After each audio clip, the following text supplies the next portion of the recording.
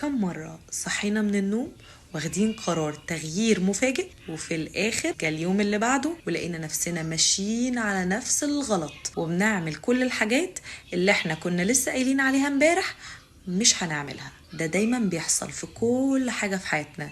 نيجي نقول من بكرة هعمل كذا، من بكرة هبقى أحسن في كذا، من بكرة هبدأ أصلي، من بكرة هبدأ الدايت، من بكرة هبدأ كذا وهبدأ كذا. وأقول بالذات في موضوع النيوتريشن يوم الجمعة هلخبط فيه تماما، ومن يوم السبت هبدأ بقى النظام الجديد، ولاقي نفسي اخترعت أي اختراع أو عملت أي حاجة تعطل البلان بتاعتي. كل ده ليه؟ لان انا حاسس ان في دايت هعمله هيحرمني من حاجة كويسة نفسي بعملها وهي متعة الاكل، وهحرم نفسي منها، فبالتالي عمالة اجل المشروع المتعب المؤلم ده. فجماعة بليز حاولوا تعتمدوا الدايت ان هو لتحسين صحة حياتنا وصحتنا وبشرتنا وشعرنا ونفسيتنا، مش بس التخسيس. وبعدين يجي اخر حاجة ان احنا نخس او نزيد في الوزن على حسب حالتنا الصحية. الدايت هو اسلوب حياة وبيبقى انكلودد كل حاجة نفسك فيها، ولازم تفهم كده.